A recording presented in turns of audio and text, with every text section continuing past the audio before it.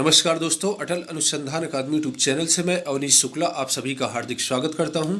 दोस्तों, सुबह के इस वीडियो में प्रतियोगी जीवन से संबंधित विभिन्न महत्वपूर्ण सूचनाओं को लेकर के आपके सामने उपस्थित हुआ हूं। तो आइए देखते हैं ऐसी कौन कौन सी महत्वपूर्ण सूचनाएं हैं। पहले हेडलाइंस पर नजर डालते हैं। यहाँ पर आप देख रहे हैं 31,277 सहायक अध्यापक भर्ती में 30 अभ्यर्थियों को नहीं मिल पाई नौकरी, फैसला शासन के पाले में। यूपी बीएड की काउंसलिंग 19 नवंबर से। एसबीआई में अधिकारी बनने का सुनहरा अवसर, जल्द करें आवेदन। देश में पहली बार सैनिक स्कूलों में बेटियों को 6वीं में मिलेगा दाखिला। डॉक्टर भीमराव अंबेडकर विश्वविद्यालय में परास्नातक पाठ्यक्रमों में प्रवेश की अंतिम तिथि बढ़ी। साइबर क्राइम से निपटने के लिए बच्चों को दी जा रही सोशल मीडिया के उपयोग की शिक्षा। विद्यार्थी जीवन से संबंधित अन्य महत्वपूर्ण सूचनाएं। दोस्तों, सूचनाओं को विस्तार में शुरू करने से पहले एक महत्वपूर्ण बात आपको बताना चाहूँगा। यदि आपने अभी तक हमारे चैनल अटल अनुसंधान अकादमी यूट्यूब चैनल को सब्सक्राइब नहीं किया है तो जरूर सब्सक्राइब कर लें, बेल आइकन को प्रेस कर लें ताकि कोई भी नोटिफिकेशन सबसे पहले आप तक पहुँच जाए। अब सूचनाओं पर विस्तार से नजर डालते हैं। यहाँ पर आप देख रहे हैं, पहली सूचना 69,000 शिक्षक भर्ती से संबंधित है। जैसा कि आप जानते हैं कि माननीय मुख्यमंत्री जी के आदेश के अनुसार 31,277 अभ्यर्थियों को नियुक्ति दी जा चुकी है, लेकिन इनमें से कुछ अभ्यर्थी बच गए हैं जिनके डॉक्यूमेंट वेरिफिकेशन में प्रॉब्लम क्रिएट होने के कारण इन लोगों को नौकरी नहीं मिल पाई है। बेसिक शिक्षा परिषद की सहायक अध्यापक भर्ती का मामला है। 30 मामलों पर शासन से लिया जाना है मार्गदर्शन। परिषदीय विद्यालयों में 69,000 सहायक अध्यापक भर्ती के 31,277 पदों पर नियुक्ति की प्रक्रिया पूरी हो चुकी है। इसके अंतर्गत जिले में 581 अभ्यर्थियों को विद्यालय आवंटन हो चुका है। चयनित 30 अभ्यर्थियों पर फैसला शासन स्तर से लिया जाना है। इस कारण उन्हें नौकरी फिलहाल मिलते मिलते रुक गई है। बेसिक शिक्षा अधिकारी राजीव कुमार यादव ने बताया कि शासन ने जिले में काउंसलिंग से 674 अभ्यर्थियों को आवंटित किया था, जिनमें से 611 अभ्यर्थी काउंसलिंग में शामिल हुए और उन्होंने अपना प्रमाण पत्रों को जमा कराया। उनमें से पहले चरण में 560 अभ्यर्थियों को नियुक्ति पत्र प्रदान किए गए और 51 अभ्यर्थियों के नियुक्ति पत्र आपत्तियों के कारण रोके गए थे। विद्यालय आवंटन काउंसलिंग तक 51 में से 21 अभ्यर्थियों की आपत्तियों का निस्तारण स्थानीय स्तर पर साक्ष्य लेकर दिया गया, लेकिन अब भी 30 अभ्यर्थियों की नियुक्ति और विद्यालय आवंटन पत्र पर रोक है। उन पर फैसला शासन स्तर से होगा। तो दोस्तों, ये 31,277 पदों का मामला है। आप जानते हैं कि 31,277 पदों के लिए काउंसलिंग पूरी हो गई, सभी की नियुक्ति दे दी गई है, किंतु बहुत सारे अभ्यर्थी ऐसे हैं जिन्होंने 31,277 सहायक अध्यापक भर्ती में ज्वाइनिंग नहीं लिया है। इस कारण से बहुत सारी सीटें खाली रह गई हैं और इसका फायदा उन अभ्यर्थियों को मिलेगा जिनका 69,000 शिक्षक भर्ती की कट ऑफ में नाम नहीं था, जिनको शामिल नहीं किया गया था। तो कम से कम 2 से 4,000 अभ्यर्थियों को और भी मौका मिल जाएगा।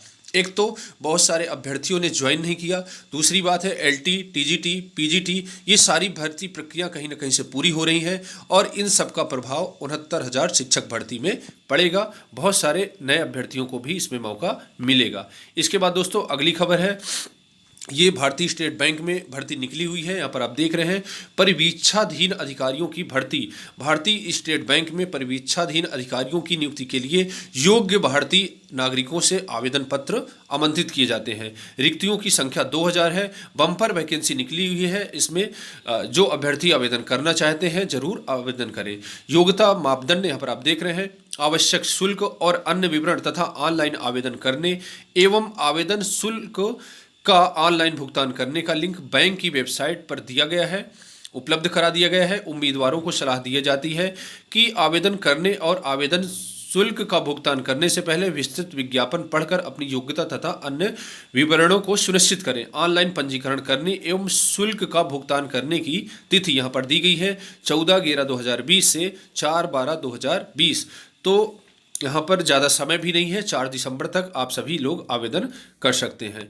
इसके बाद दोस्तों, अगली खबर है, बीएड की काउंसलिंग 19 से। जैसा कि आप जानते हैं कि कोविड महामारी के चलते बीएड की परीक्षा हो या फिर काउंसलिंग कई बार डेट बढ़ाई जा चुकी है, लेकिन इस बार फिर से डेट घोषित की जा चुकी है और ये काउंसलिंग 19 नवंबर से शुरू कर दी जाएगी। लखनऊ विश्वविद्यालय की वेबसाइट पर करना होगा रजिस्ट्रेशन। अगर सीट खाली रहती है तो 13 दिसंबर से होगी पूल काउंसलिंग। पूल काउंसलिंग में ऐसे अभ्यर्थियों को भी मौका दिया जाएगा जिन लोगों ने संयुक्त प्रवेश परीक्षा के लिए आवेदन नहीं किया था और ना ही वो परीक्षा में बैठे थे।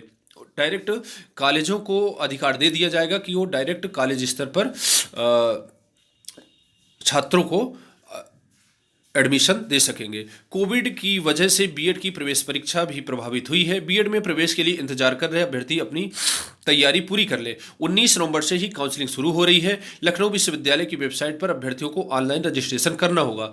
रजिस्ट्रेशन के बाद ही अभ्यर्थी पसंद के कॉलेज चुनेंगे। अंकों के आधार पर सीट आवंटित होगी। पहले चरण की काउंसलिंग 19 से, रैंक 1 से लेकर के 50,000 तक के अभ्यर्थियों की होगी। 20 से 22 नवंबर तक रजिस्ट्रेशन और कॉलेज चुनेंगे और 24 नवंबर को सीट आवंटित हो जाएगी। 25 से 27 नवंबर तक सीट कंफर्म करने के बाद अभ्यर्थी फीस जमा करेंगे। दूसरे चरण की काउंसलिंग 24 नवंबर से शुरू होगी। इसमें 50,000 एक रैंक से 14,000 रैंक तक के अभ्यर्थी शामिल होंगे। तीसरे चरण की काउंसलिंग 30 नवंबर से 2 नवंबर तक होगी। इसमें 14,000 से 24,000 रैंक तक के अभ्यर्थी शामिल होंगे। 5 से 7 दिसंबर तक सीट कंफर्म कर फीस जमा करेंगे। चौथे चरण की काउंसलिंग 4 दिसंबर से होगी। इसमें 24,000 एक रैंक से अंत तक के अभ्यर्थी शामिल होंगे और 4 चरण की काउंसलिंग में अगर सीट खाली रह जाती है तो 13 दिसंबर से पूल काउंसलिंग भी होगी। तो ऐसे अभ्यर्थी जिन्होंने संयुक्त प्रवेश परीक्षा के लिए आवेदन नहीं किया था और वो बीएड में एडमिशन लेना चाहते हैं तो उन छात्रों के लिए सुनहरा अवसर है। 13 दिसंबर से पूल काउंसलिंग होगी। आप वेबसाइट को, लखनऊ विश्वविद्यालय की वेबसाइट को चेक करते रहेंगे। इसके बाद तो दोस्तों ये बीएड काउंसलिंग की पूरा टाइम टेबल जारी कर दिया गया है और आप अपने डॉक्यूमेंट एकदम से तैयार रखें और 19 नवंबर से काउंसलिंग शुरू कर दी गई है। सैनिक स्कूलों में लड़कियों को छठी में मिलेगा दाखिला। देश में पहली बार सैनिक स्कूलों में लड़कियों को शैक्षणिक सत्र 2021-22 में छठी कक्षा में प्रवेश दिया जाएगा। लड़कों के साथ ही लड़कियों की अखिल भारतीय प्रवेश परीक्षा 10 जनवरी 2020 को होगी। इस दिन 9वीं कक्षा के लिए लड़कों की प्रवेश परीक्षा आयोजित की जाएगी। सैनिक स्कूल कुंजपुरा करनाल के प्रिंसिपल कर्नल वीडी चंदोला ने बताया कि सैनिक स्कूल सोसाइटी की ओर से हर साल राष्ट्रीय परीक्षण एजेंसी द्वारा देश के 33 सैनिक स्कूलों में प्रवेश के लिए परीक्षा आयोजित की जाती है। तो दोस्तों सैनिक स्कूलों में पहली बार छठी कक्षा में लड़कियों को प्रवेश दिया जा रहा है। इसके बाद दोस्तों अगली खबर है, परा स्नातक पाठ्यक्रमों में प्रवेश की अंतिम तिथि हुई 25। विश्वविद्यालय ने 10 दिन का समय बढ़ाया। स्नातक में प्रवेश की तिथि समाप्त। यहाँ पर आप देख रहे हैं ये डॉक्टर भीमराव अंबेडकर विश्वविद्यालय आगरा की खबर है और डॉक्टर भीमराव अंबेडकर विश्वविद्यालय के आवासीय संस्थान और संबद्ध महाविद्यालयों में परा स्नातक पाठ्यक्रमों में प्रवेश के लिए छात्रों को 10 दिन का और समय मिल गया है। विश्वविद्यालय ने फॉर्म भरने की अंतिम तिथि 14 नवंबर रखी थी जिसे बढ़ाकर के 25 नवंबर कर दिया गया है। तो यहाँ पर आप ध्यान दीजिएगा कि जो आवेदन की अंतिम तिथि है इसको बढ़ा दिया गया है और 25 नवंबर तक आप सभी आवेदन कर सकते हैं। किंतु यूजी में आवेदन की जो है तिथि अब खत्म हो चुकी है, लेकिन पीजी में आवेदन आप कर सकते हैं। इसके बाद दोस्तों खिसक रही सीटें, सिसक रहे कॉलेज।